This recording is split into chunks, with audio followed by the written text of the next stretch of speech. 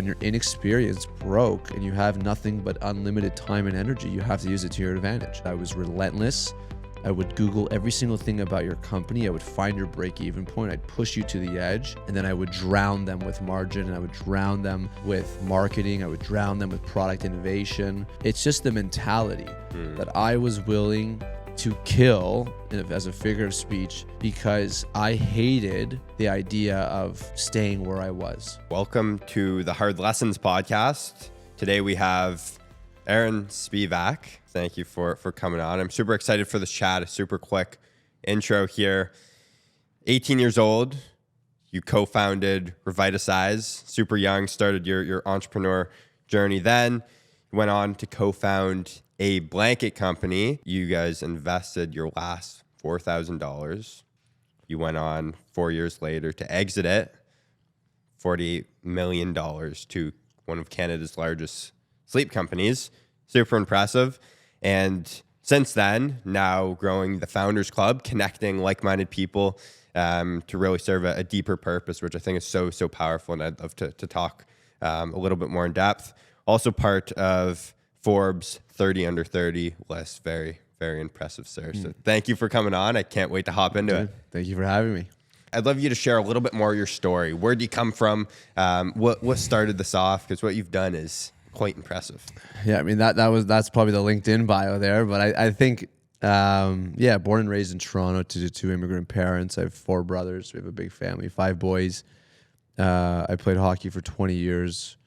Didn't graduate school, so no real formal education, but was always naturally finding ways to better service initially my friends, and then like my high school, and then ended up being thousands of other people. And I remember, like, granted, I did the lemonade stands, knocked doors, cleaning windows. You know, I did all that stuff in high school. But I really remember, like, my first time I was able to fill like a shoebox up with money. I think it was like maybe a couple grand. It was when I started a party bus company in grade 8. And I'll never forget, you know, you have the prom, like the grade 8 prom. Is it a prom? I don't know. It was like graduation, whatever. And you go to someone's house and everyone takes photos. And someone has to get the party bus. And then we all wait there on the curb, and the party bus is supposed to come. You jump on, then you go to prom, and then it waits for you, and you go to after prom. So we're all sitting there, and like everyone's looking at the watch, like, where's this bus? Long story short, the bus doesn't come. And we're all sitting there like, oh my God. And there was no Uber at the time. This is before Uber. So we're like calling a cab company. It was a disaster. And I remember going to the girl that was supposed to organize the bus. And I was like, what happened? And she's like, my dad didn't want to put his credit card down for 50, you know, stupid kids on a bus. And I was like, honestly, I get it. I probably wouldn't do that either. And I realized on top of that, she was like, also a bunch of you guys didn't pay me. It was impossible to collect. This girl's in grade 8, you know, like this is like a nightmare for her, the poor girl, and everyone hated her for it. And I remember saying, you know, I would have done it. I would have just got the bus. I would have handled the credit card. I would have handled the payment. Don't have to worry about anything. Just pay me $50, come on the bus and move on. Mm-hmm. And that's what I did. So from grade 8, 9, 10, 11, and 12, by the time I was in grade 12, we did 85% of the proms in Toronto. It was like 20 a weekend. It was absolutely insane.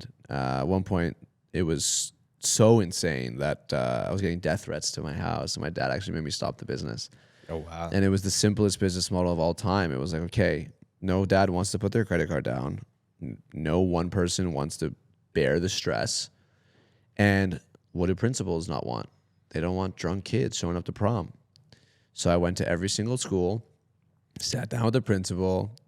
They introduced me to the prom committee. Prom committee, I made a deal. Everyone just needs to go on. I made a website. It was wepartybus.com. Yeah. They would buy the ticket. They'd select their school. They'd buy the ticket for $50, and they wouldn't have to worry about anything else. No drinking on the bus. It was all good. And I mean, I sold out proms months in advance. It was absolutely insane. And you were just the middleman between the people and the bus company. And the party bus. And then I've actually bought my own buses.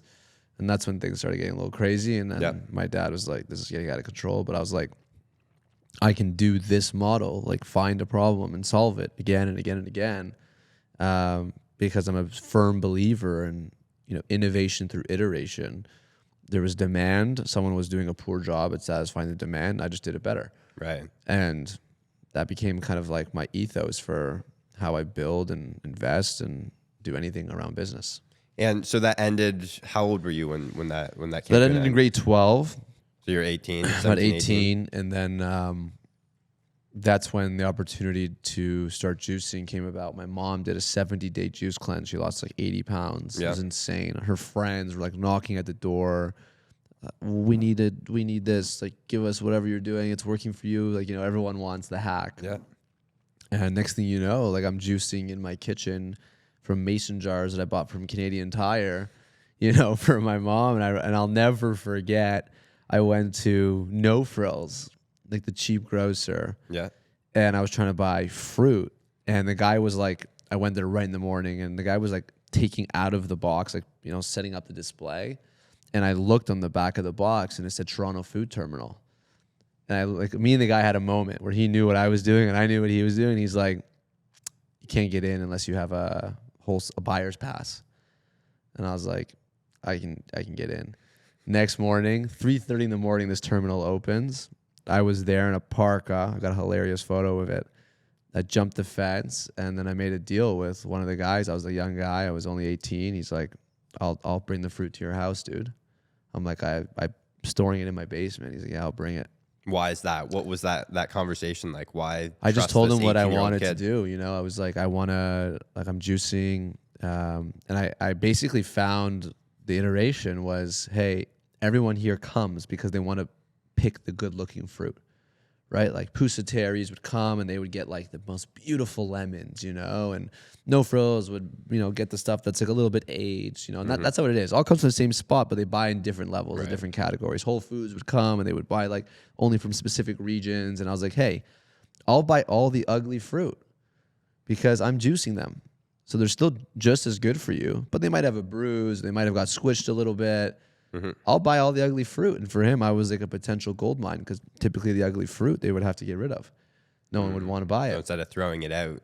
I was the guy because I was juicing it for them. Right. And next thing you know, I started to build these relationships. We're juicing at our house. And we started to realize it was a real business, And I always tell people, you go to some people's house, you walk in, there's like a little like chair by the front door. You sit down, take your shoes off. And mine, you can't because I had a cash register. People would knock on my door all day, all night for juices. This is 2012. There's no healthy alternatives out there. The healthiest thing you can get outside of your house is a Subway sub, which we now know is the furthest thing from healthy. Yeah.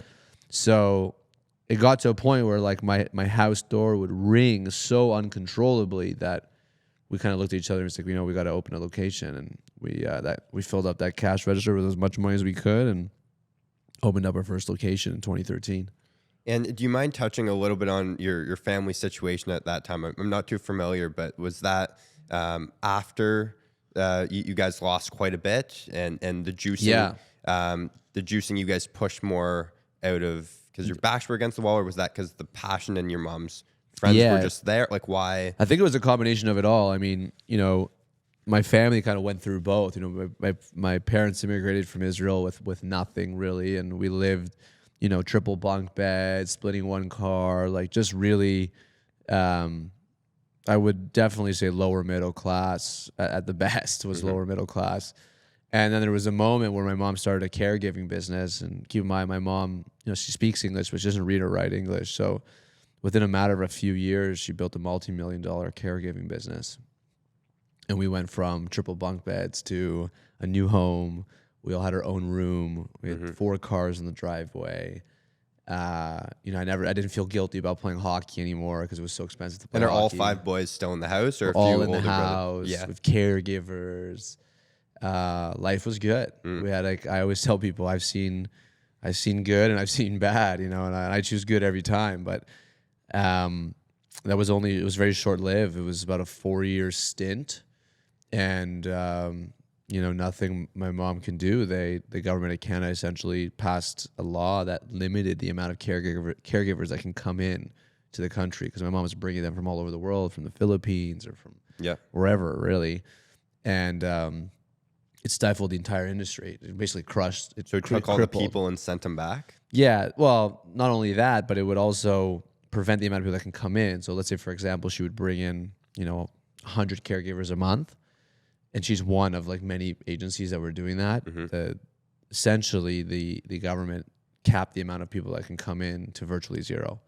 And there was other loopholes, but they made it extremely, extremely difficult to the point where the whole industry fell apart. Wow. So it was done in a day, literally one day. Like imagine tomorrow you cannot operate your business. It is over.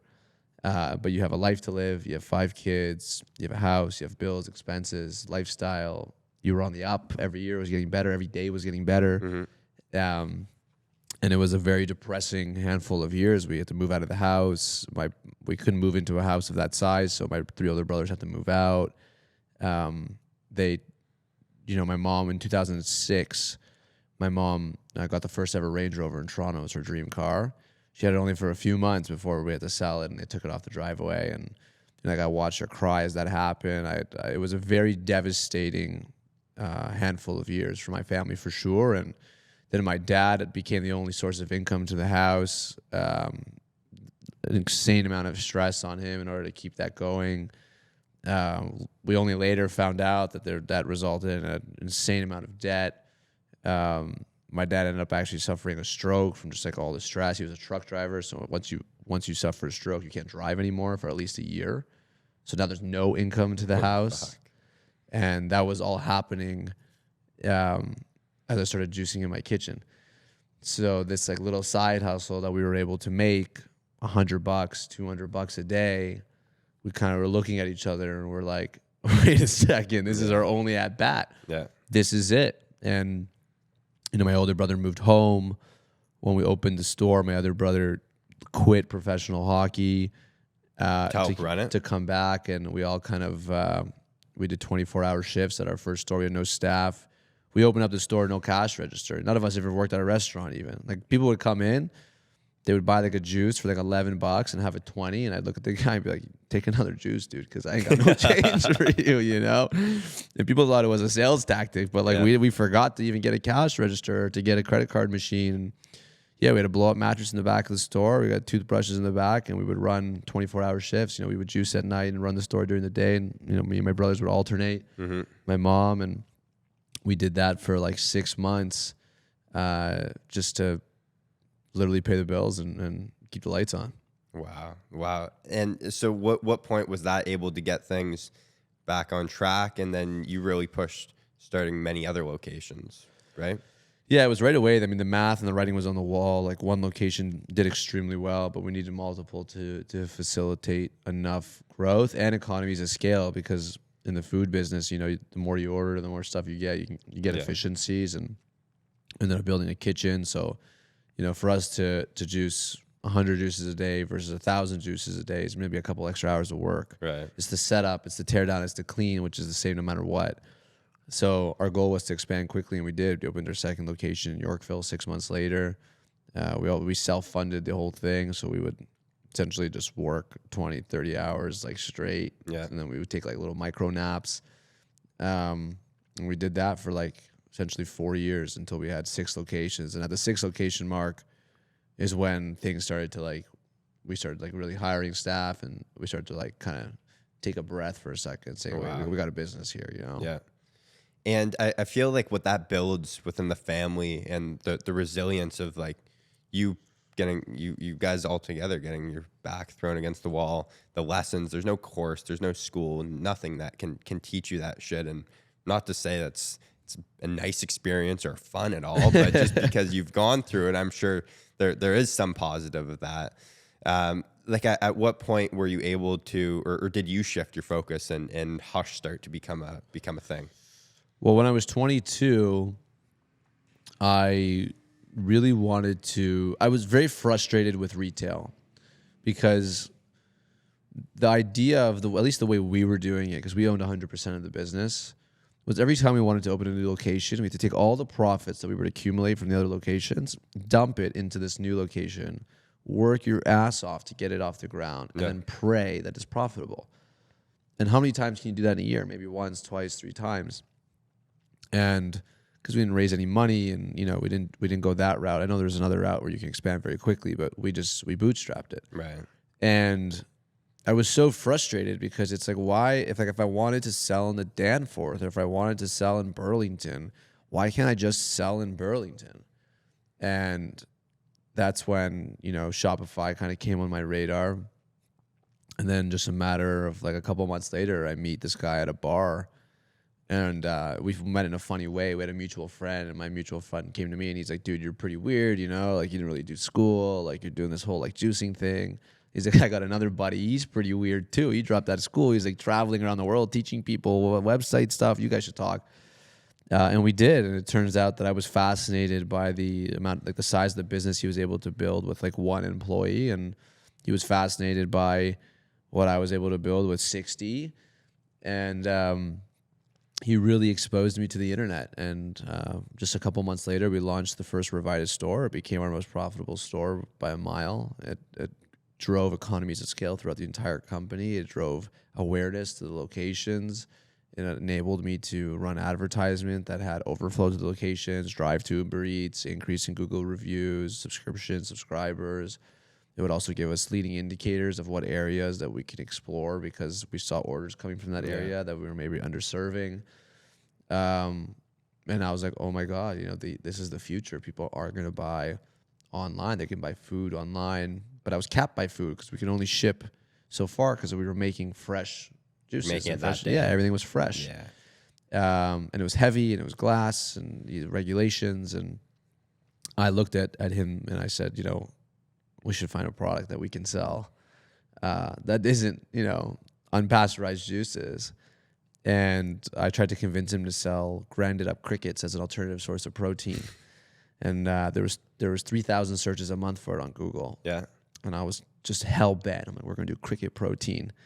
Went to the farms in Peterborough, and it was crazy. And then he sent me a text, and he said, there's 300,000 searches a month for weighted blankets, and less competitors than currently selling crickets. And it was like a light bulb moment, and I was like, done. Mm-hmm. And he's never dealt with products. I never really dealt with that level of e-commerce marketing. And I said, I'll build a product, you build a funnel, let's go. Yeah. And at that point forward, he had a software company. I was doing the juices. So we committed 1 year. This was our deal. 1 year, 6 a.m. till 2:33 p.m. I would run the juices. So I'd open up the stores. I'd get through the rush. And then the afternoon shift, I would bring in staff. He would do the same for a software company. And then at 5 o'clock, we would meet up at his house. And we'd go from 5 to 12, 5 to 1 a.m., 6 days a week. That was our commitment. Wow. And we built Hush. And the deal was, if it didn't work out after the year, you would throw in the towel. If it didn't do better than our current business, where we can, staff out our current business, then we would close it down. And you made it work. Yeah, it did better in 30 days. Wow. And what do you have to say of like, it's more than just luck of coming across like weighted blankets that was just becoming a thing. Shopify, probably a few years before that, no one knew what the hell it was or wasn't even around, right? Like, how did that timing? Oh, I think it's just mindset. Like, in my keynotes, I will make this joke. I say it didn't matter that it was weighted blankets. Like I could have chose a phone case and I would have destroyed like the worst news ever for someone selling a phone case back in 2018 would have been that I decided to sell phone cases because you didn't want to deal with me. I'm the most difficult competitor of all time because I was relentless. I would Google every single thing about your company. I would find your break-even point. I'd push you to the edge. I know that most of my competitors at the time were mid-20s to early 30s. They loved to party. I knew the gyms they went to, $300 a month. I knew everything about them. I'd follow them on social. I would hawk them. And I would reverse engineer. I could live on less. I can make less until I became the number one in the category. And then I would drown them with margin, and I would drown them with marketing. I would drown them with product innovation. I would leave them in the dust. And I could apply that to every single business. It doesn't matter. It's just the mentality that I was willing to kill as a figure of speech because I hated the idea of staying where I was. I hated it. So like there's a famous saying, like people say, oh, that like if you achieve something, go, well, it was written. Like, and you can look at so many people and not even know what they do. It's my favorite thing at a networking conference. Someone comes, they tell you what they do really quick. You're like, I don't even know what this person said. But you leave and you're like, I don't know what that person does, but I know they're going to be successful because whatever was coming out of that guy's mouth, like He believed it. he believes it and he's all in. And you're like, whatever it is, I like it. Yeah. That was me, and I make it sound like every business I launched was successful, but I had many, many businesses that I was testing all the time that didn't work out or didn't come from anything. And I had so many things going on. And it was just the mentality that I was going to build it no matter what. And I scripted every single thing that happened, essentially from 18 years old till now. And how much of that like mentality, because that's not common or around at all now. Like the bar is lowered so low among these fucking kids, and how much of that do you find comes from how you were raised? Number one, like I feel that's quite a gift, and you see these successful people because they had a struggle and a tough childhood. But how do you think that can almost be replicated to having the environment to make successful individuals, even though their parents are maybe not that struggling, or you know what I mean? Like, I think as humans, as even as like teenagers, you have to take responsibility for your environment.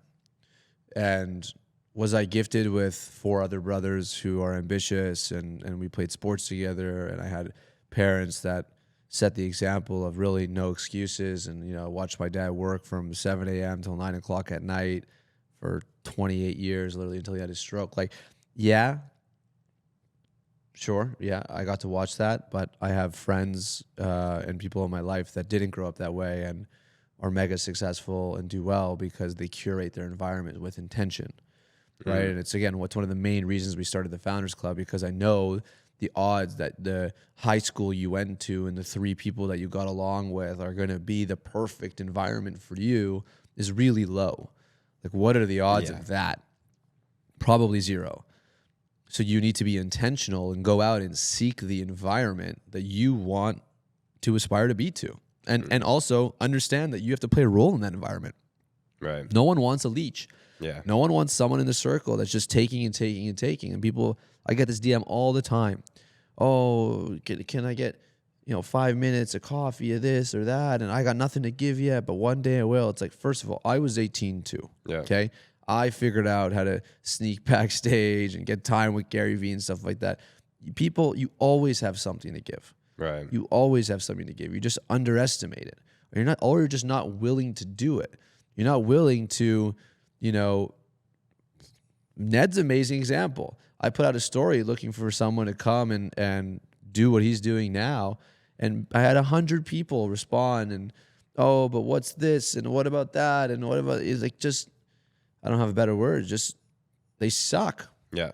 They sucked. Ned was like, dude, this is the flight. I'm going to book it. I'll see you there. Done. You didn't ask me where you was staying. You didn't ask me this, that. You didn't care about the details. Right? That's what it takes. You got to go. You got to jump. You got to go all in what you want, or just don't and be quiet and be a number 2 or 3. Do well. Be happy. But don't try and join this life.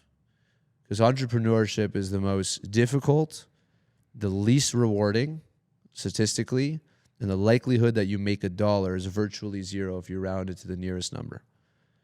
So if you're not willing to die on that battlefield, then it's probably a bad bet. And I just moved to Miami, been there for a month full time, met incredible entrepreneurs. Growing up in Canada, we're not even competing with these guys. So if you're listening to this and you're in Canada, I assume it's a Canadian podcast. Yep.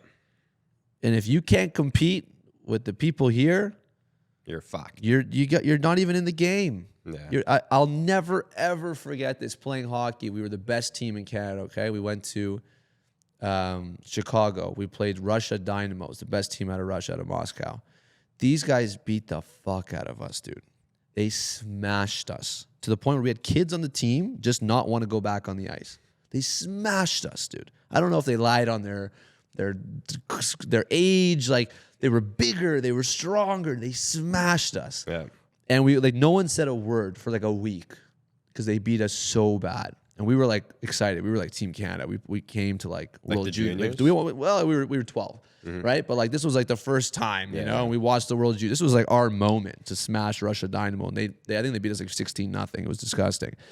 And I'll never forget, the coach walked in and he goes, "Today you guys got an experience that will either sharpen your character or show you a mirror of who you actually are."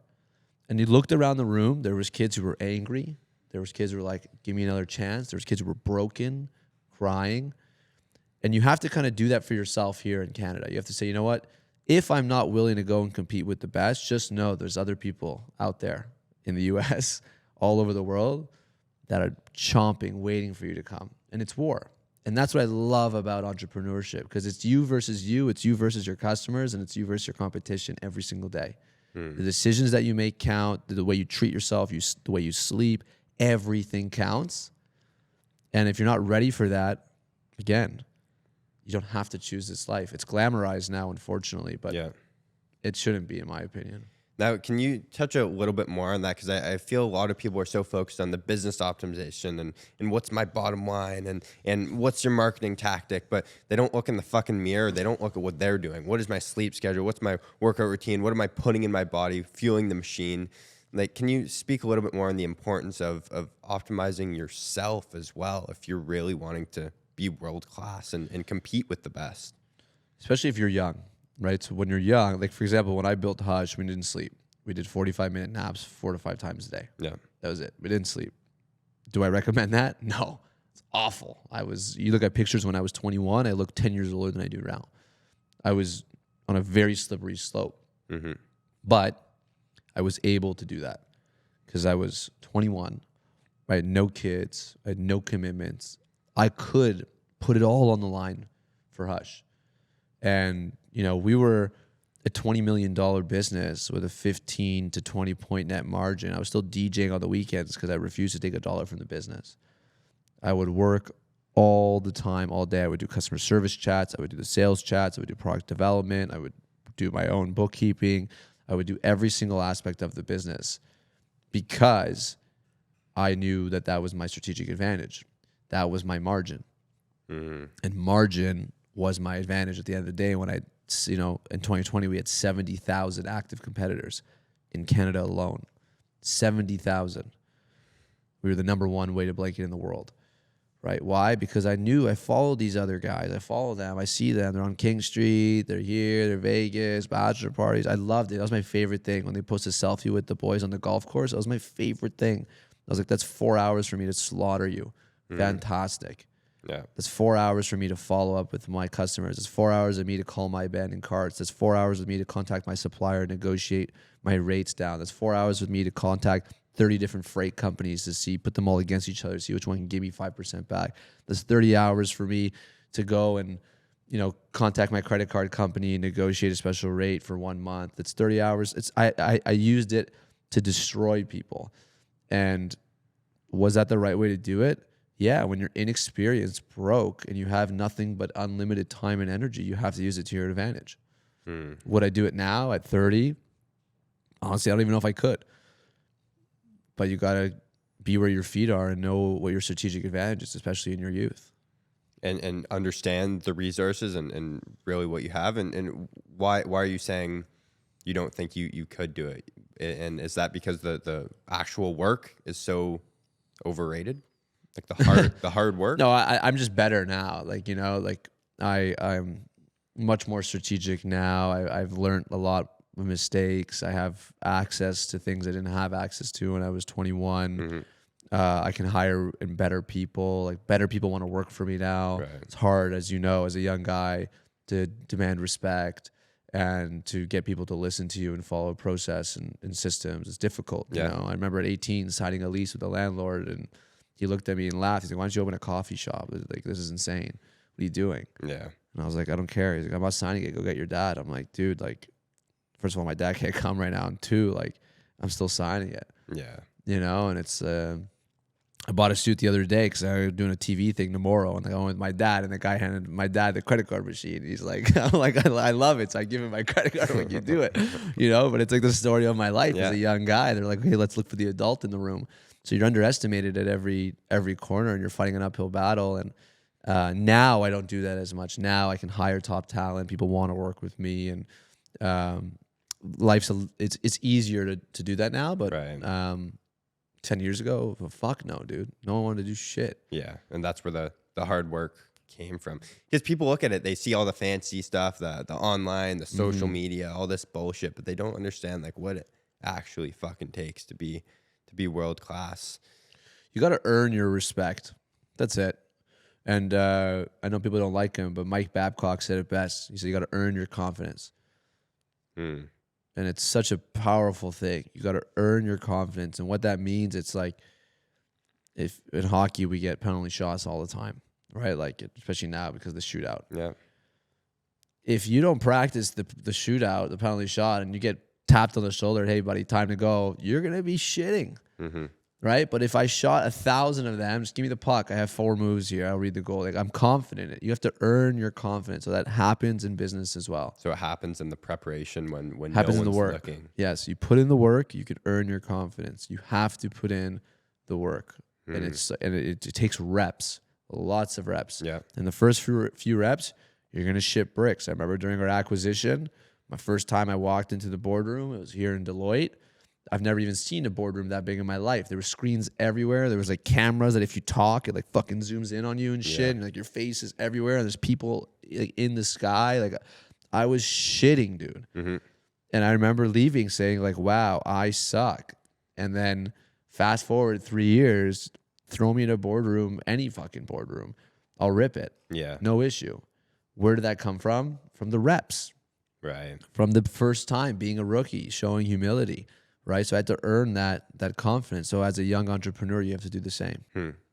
Now, going back to when you guys were growing it, like how were you able to balance you're so huge on your network and who you're talking to and get around like-minded people and your environment is who you are, but at the same time, you're just mentioning these 24-hour days. You're just working. Like how I don't like the word balance at all, but how would you almost balance being able to get the information, talking to the mentors, being out there at the same time, just doing the hard work? To me, it's all the same, right? So like me being on my computer answering an email, me being at a networking event or being a part of a community that has like-minded individuals are both equally valuable to my business. So to me, it's all work. And you brought up something like get access to someone where you can learn something. Being a part of a community or being around like-minded individuals, it's really important to have the right mindset going into it. So first is the definition of a quality relationship. Any relationship, whether it's romantic, a friendship, a family, a business, a community, whatever. The definition of a quality relationship is one that involves equal part giving and taking. The key word there is equal. Yep. So many people approach relationships, all kinds of relationships, where they set themselves up for failure up front because their first question is, what will I get out of this relationship? Instead of, what can I pour into this relationship? What can I give? What can I give? And so much of our community, specifically as entrepreneurs, is specifically designed around what can people get out of things. And that is a recipe for disaster. Who even wants to be around people that are constantly trying to exploit the situation and design their life to get things out of people, right? So just think about the energy component, what other people will think of you, and will they even want to give back to you if they're noticing you're constantly taking? And then think about, how are you even going to get into the rooms where you would actually be able to learn something if all you do is take?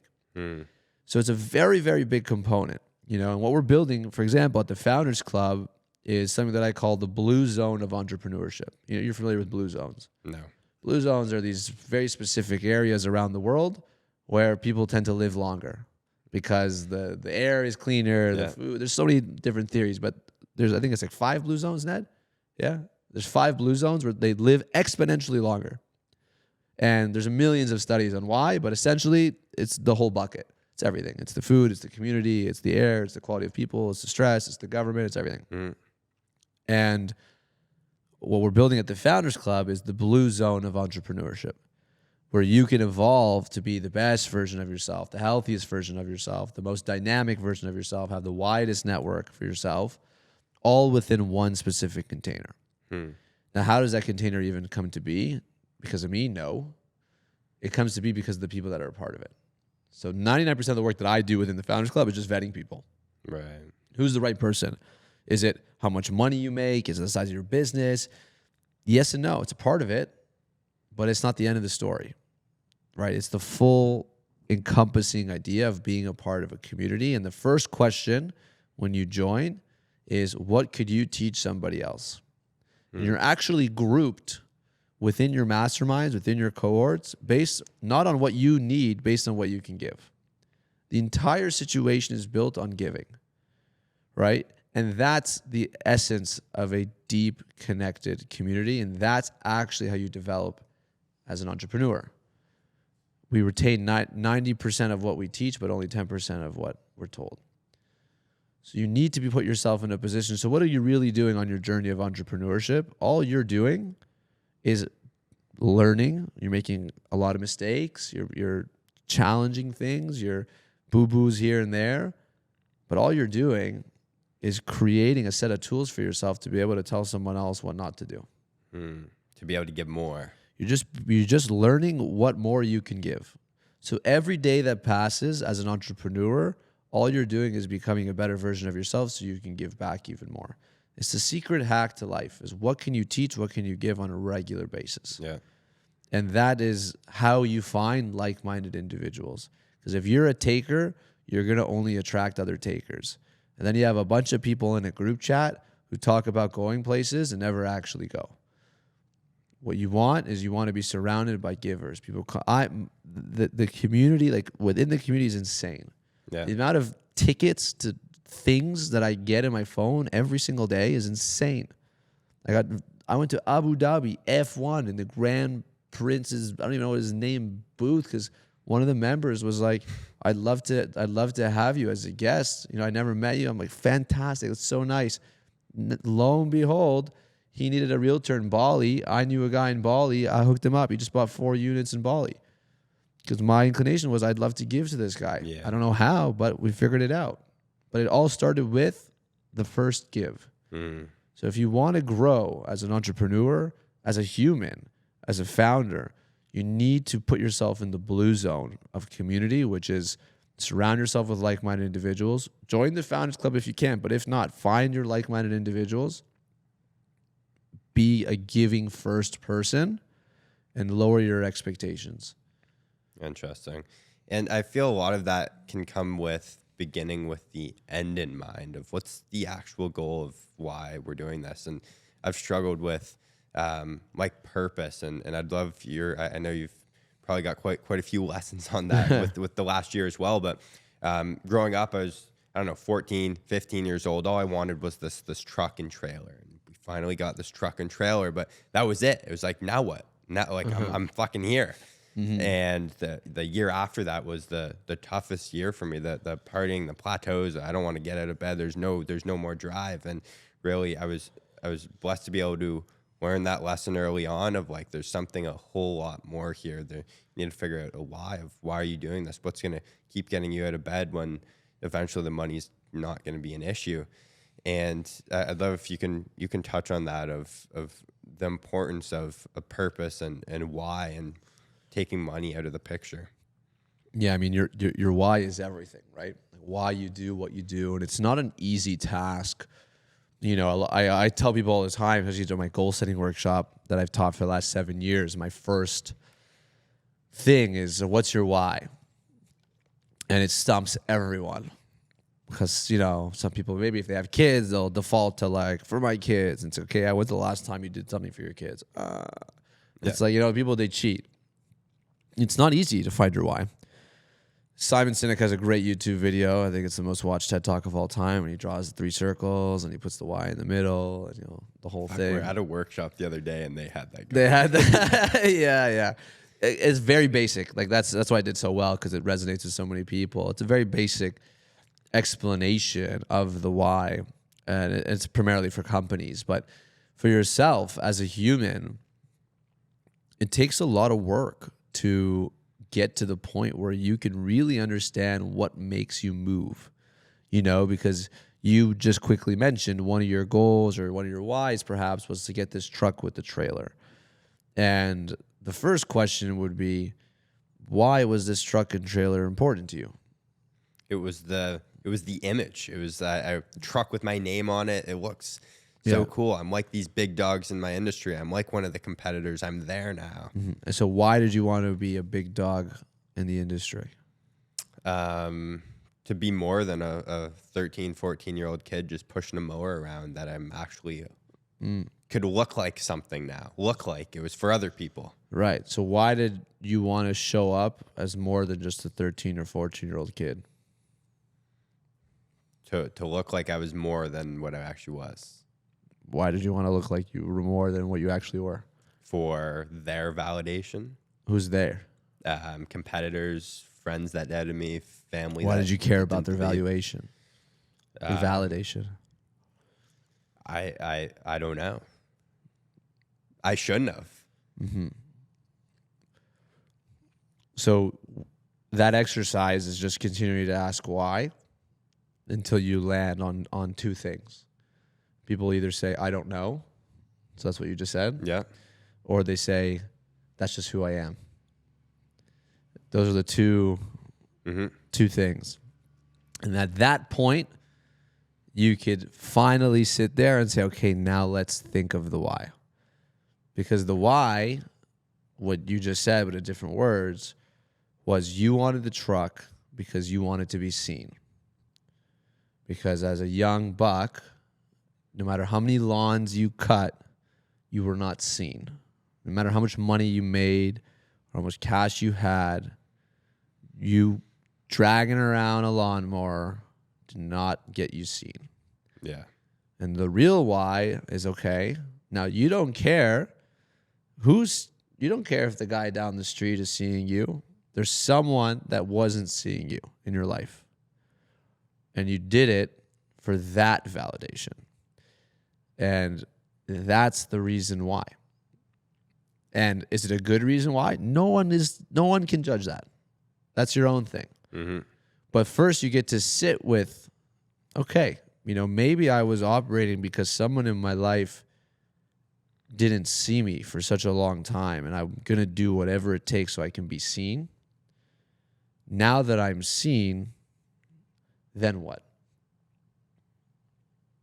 And that's where you fall into the unmotivated, in my bed, et cetera, et cetera. Yeah. And then there's Maslow's hierarchy of needs, which everyone who's watching can Google. But at the top of that triangle is self-actualization. And that is where every human being wants to strive to find themselves in and actually achieve it. You want to achieve self-actualization because you have the money, you have the shelter, you have the validation, you have the community. And then at the top, you want self-actualization. And self-actualization is you living to your highest purpose as a human being. But you can't even get there when your purpose, and this is for everyone, is to be seen by someone else. And that's a very common thing amongst many, many, many, many entrepreneurs. Yeah. Sometimes it's a professor that called them an idiot. Sometimes it's parents that weren't available. Sometimes it's whatever it is, their friends that think they're like there's so many people. And that's typically where it starts for motivation. Yeah. And it's great. Awesome. I love it. But I think what most people want is they want to figure out and achieve their version of self-actualization. And my comment to that is it takes time. It takes a tremendous amount of time, and it's not an easy thing. I had my why from 17 until 27, so 10 years, was to be able to take care of my family. That was it. Mm-hmm. And that's why when I say the phone case joke or all these things, I mean it, because nothing was going to get in the way of being able to take care of my parents. Yeah. Zero. Absolutely zero. I would take 10-minute naps if I needed to. I was relentless. I would take heads. I was the worst human being to be up against because my why was so strong. 25 turning 26, I sell my company. I buy my mom her dream car. Within a matter of months, that's all gone. It melts away. I achieved my why. Now I don't have a why. Right? And I don't have that why for what it ended up being 3.5 years. I kept trying to figure it out, and I couldn't figure it out. I was very aware of it too. Yeah. You know? And not that I was necessarily sleeping in, but I wasn't the same animal for sure. And people can say, oh, it's because you made money. And it's like, no, it has nothing to do with the money. In fact, I didn't even spend any of it. I bought my mom a car, and that was it. And nothing changed in my life. Yeah. Other than not having a North Star anymore. And it took me a long time. And now I finally have it. And my why is to impact 1 million entrepreneurs around the world, to really go out and build what I think is the future of society. You know, and specifically in Canada, entrepreneurship is down 40%. That's year over year. It's not even from the peak. That's year over year. You have public sector jobs, highest if ever. All that is screaming is Canadians are scared shitless of the government. Canadians don't feel any safety in entrepreneurship, and they'd rather go work for the government, which is great. We need those, but we don't need that many of them. And entrepreneurs run the world. Yeah. They run the world. They create innovation. They stimulate the economy. They create jobs. They create free trade. They obviously create the GDP. Everything revolves around entrepreneurs. And to watch entrepreneurship fall off a cliff, to me, symbolizes that not only are entrepreneurs lonely, but they're the loneliest they've ever been. And we don't need that. Humans are designed to grow and evolve within communities. The blue zone of those communities are communities that are surrounded by people. They're not surrounded around one person, right? The Founders Club does not revolve around Aaron. Aaron doesn't even really talk or facilitate within the Founders Club. It's the people that run it. And, you know, within the first year of the Founders Club, people have went from 0 to 30 million, 0 to 60 million. People have gotten divorces and moved to different places and have attempted or have reached their version of self-actualization. And that's what I believe is the future of the world. And that became my why. In 3.5 years, like there's a lot of other individuals listening to this that are like, shit, that's me. Like I'm in this. What do you have to say to them? But don't ever stop searching for it. Right? I did the workshop every year. I teach goal setting every year. Like I had temporary whys. No, I had a why. I wanted to get in the best shape of my life. And I don't have no why. I just didn't have the one that, like the North Star. Yeah, I didn't have it like solidified, you know, but I didn't stop working for it. I didn't stop trying to figure it out. I didn't stop testing and trying things. And so how do you use all those chips on your shoulders? Like the parents that didn't believe in you, the shitty high school teacher, like using those, I think there's some power in that, but that can't be everything. Yeah, like again, if you're motivated by the people who are doubting you, specifically in your youth, right? Like when I was 18, I'll never forget the first ever landlord meeting in my life, literally yelling at me, calling me an idiot, juices won't work, and you know, like go I had open to an ice show cream. my landlord a fake ID for him. Yeah, me too. Yeah, I did like sign stuff. Yeah, all that stuff, you know, and yeah, especially when I would rent, I would feel fake paychecks because I wouldn't pay myself, and the truth is you just can't. You can't stop, and you must realize that you're not at a point of self-actualization. You're still earning your confidence. And you know what? The landlord is right. You're a dumb kid. You have no idea what you're doing. You are probably and most likely going to fail. And the likelihood that you screw your landlord is quite high compared to like a 45-year-old with 15 years in the business and has savings and ours. the likelihood that you were a bigger risk is there. Yeah. And he's absolutely right. Your delusion is what's going to allow you to get through it and prosper and prove him wrong because he doesn't know you. And you're the 0.01% of the statistic. But that's the truth. So it's the form of, if you really study Maslow, if you're a young guy, you absolutely need to study Maslow's hierarchy of needs. Very important. The whole idea is that you're earning your credentials, your life, the shelter, the community, the love and respect. Like you're earning it. Mm-hmm. And only once you've fully accomplished each one of those can you approach self-actualization, which is, okay, now what do I want to be in this world? Yeah. You might not be there when you're super young. You're not supposed to be there when you're super young. You're supposed to be trying shit, doing things, failing, falling flat on your face, spending money you shouldn't spend, buying things you shouldn't buy. You need to do that. Mm-hmm. And Ned's over here, but I forget who said this, but I bought like my dream car like last year. I mean, it got stolen. But before it got stolen, it was my dream car. It was a fantastic car. It was mega expensive. And I remember when it got stolen, I was very sad because I waited so long for this car and whatever. I ended up buying another car, not nearly expensive, but it's still a nice car. And people ask me, like, why didn't you buy a car like the last one? And I said, oh, well, I don't need it. Like, I don't need it. I'm not that guy. I can get a normal car. And everyone's like, oh, that's what I've been saying. And I stopped them. I said, no. Don't. You are not allowed to say that. And because one of my mentors once told me, you are not allowed to say that you don't like Ferrari until you've owned one and driven one and felt it. Then you can decide that it's not for you. Because it's a cop-out to minimize your life and shrink who you are just because of the fear of what you might become. That is a cop-out. On the way to be able to have that a normal. Oh, I'm a simple guy. Are you a simple guy, or are you terrified of what it takes to not be a simple guy? Right? You don't like Lambos? I don't like Lambos. They hurt my back. But I had to drive one to figure that out. You know what I mean? So, like, you can't just say you are a certain way until you taste it. Yeah. Right? Like, I hate caviar. I think it's disgusting.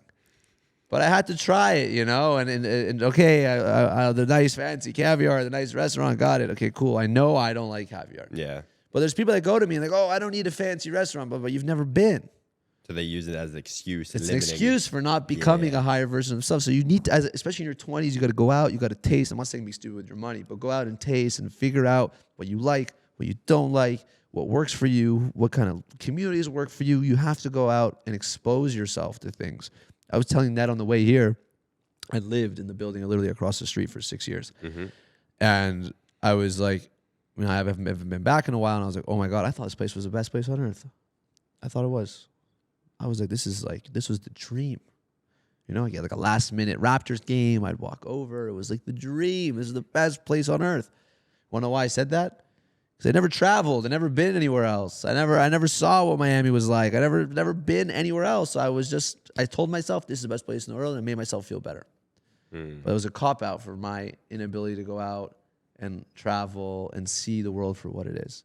So it's just important before you can reach self-actualization, you need to get to the point where you're like fully solidified in all your buckets. So the reps of just you need the reps doing shit. Yeah, you gotta do shit. Yes. I know you're huge on visualization, journaling, vision boards. Can you touch on the importance of that? Yeah, no great man that I've ever met. I haven't met everyone, but I've met a ton of really successful people. Even the billionaires are very similar. They've never been able to wing it. None of them. No one's been able to wing it. Every single one of them has a plan. They work backwards from it. They know what it looks like and feels like to achieve the plan. They have the team and the systems in order to achieve it. And then every single day they chip away at it. Are they fortune tellers? Is the plan bulletproof January 1st? They're like, no, of course not. Yeah. But they know what it looks like and feels like. They know they know their why. They know why it's important to them, and they get there one way or another. And for you to sit at the beginning of the year and say, oh, we're going to double our business this year. And it's like, cool. How? With who? What does that look like? What's your life going to look like when the business is double? Are you ready for that? Do you want twice as many employees? Do you want twice as much payroll? Can you handle twice as many jobs? Can you facilitate? Does your warehouse even have the size to facilitate that much inventory? Do you have the cash flow for that? You haven't even thought about it for a second. You just selfishly asked the world for twice as much money. But you haven't like felt it in depth. You haven't done shit. You haven't done shit. We would go into Lior's second bedroom, which was my co-founder, every single day from when we started the business, and we would pretend that they were about to buy the business. We had who was going to buy our business up on the whiteboard. Oh, you knew. We knew exactly what because we knew the transactions they would do. We knew what we had to be like. We would walk around and saying we're rich. They haven't paid us yet. You know, we would celebrate. We're millionaires. We would go on Auto Trader and look at Ferraris every day and be like, oh, like we're going to get this car. We would manifest. We would bring forward the feelings that we wanted at the end of the story, to the point where, like, not only did we know who was going to buy it, I'd put up billboards around his house with Hush. We would go all the way down to the finish line because I knew the end of my story from the very, very first day. And it took, 48 months to happen. Mm-hmm. But it was written. There was no alternative for us. And so you, like, down to the company, like how in depth are you going without, like, my thought and what's coming to my head is being a little bit too close to new opportunities, because this is what I wrote down January 1st. This was my vision board and this wasn't on it, but this might be cool. Yeah. Like that, so that's a very good point you're bringing up. That's a very, very good point. There's great power in changing your goals. There's a ton of power in that. For you to be able to look at something you wrote January 1st and be like, you know what? I don't fuck with that anymore. That's super powerful, because you know what's the worst? Is you trying to do something you don't really vibe with anymore the whole year. Yeah. Because you said something at January 1st, right? All that says to you is that you didn't do your goals properly. Because I'll tell you one thing, I very rarely change. Is my bag here? Oh, my bag's in my car. I carry around my goal book everywhere I go. Hurrah. Yeah, I read it. At the beginning of the year, like, I've been reading it pretty much every day. And then eventually I'll read it every week. But yeah, I read it every single day. And how in depth is that? Everything. It's my daily routine. It's all buckets. So it's my personal buckets, my wealth bucket, my business bucket, my goals within each one of those. And it's all plotted onto a calendar. So when I plan to achieve certain things. Because some people, they put out this goal and they're like, I try to achieve it all. They try to do it all right away. It's like, no. Like, you need the time. Some of my personal goals, I'm not even touching until October. Like right now I stagger my entire year. Yeah. It's all mapped out. Every single day on the year is mapped out. Every single day. And I want to circle back before we wrap things up, Aaron, the health side. Again, it's so neglected, and we're so focused on, like, let's network, let's focus on the business. What's the next metric I need to focus on? What's the next piece I need to move or person I need to hire? But we don't look in the mirror. And I know you've learned so much from your experience of neglecting that. If you were to do it again, what would you be able to say to yourself to have more focus in that bucket of life? Listen, business is a sport. It's a full-on sport. You have competitors. You have game day pretty much every day. And you have every single year, at the end of the year, is basically like the Stanley Cup final. Yeah. And you either won or you didn't. And then guess what? Clock strikes 12. You got a fresh year. And you look back. These are all the things we're going to do differently. You game plan. You change the team. You go back into it. And boom, the next year starts. So you need to treat yourself like an athlete. And what that means is your sleep counts, the food that you put into your body counts, the content that you consume counts, the people that you hang out with count. And you could single-handedly hack your way to being rich just by optimizing those 5 buckets. Who you hang out with, what you do to your body from a physical, mental, and spiritual component. Your mindset's very important. And your routine on a daily basis, you can literally hack your way to outperforming everybody else. It's such a hack. Like if I can get 2 more hours of deep work than you on the year, I'm pumping out 600 more hours of work than you on the year. Yeah. Significant. Mega significant. I can probably build and sell a company in 600 hours of deep work. That's a lot of hours.